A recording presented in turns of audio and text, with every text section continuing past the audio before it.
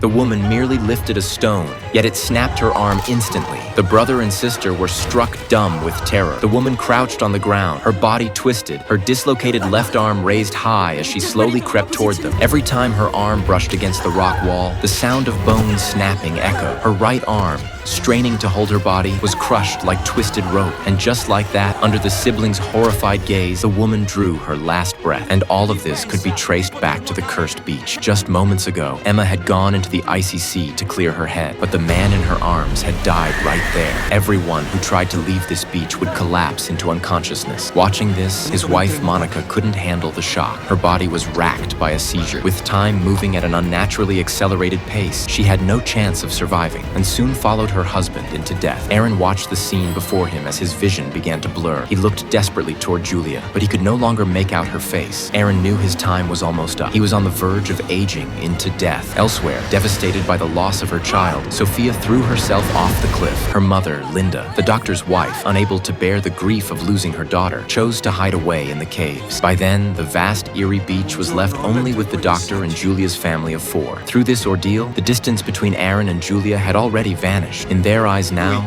there was only each other. But the doctor's condition began to worsen. Convinced that Aaron was trying to kill him, he lashed out with a knife. Aaron, nearly blind, could do nothing but defend himself blindly. At that moment, Julia seized a rusty blade from the ground and slashed at the doctor. Because of the accelerated passage of time, the rust spread like a lethal infection through his body, consuming him in moments. The doctor died instantly. Meanwhile, Emma and Michael watched the horrifying death of the doctor's wife and, shaken, clung even tighter to their family bond. The 4 of them sat together, leaning on each other, wishing that time could freeze in that moment forever. But that was impossible. At dawn, Julia and Aaron too passed away. The next day, only the siblings remained on the shore. They played the same game they had played the day before, though now their bodies were young again. It was then that Michael found a drawing, the one given to them by the hotel manager's son. On it was a clue pointing to Coral. Clearly, the boy knew something.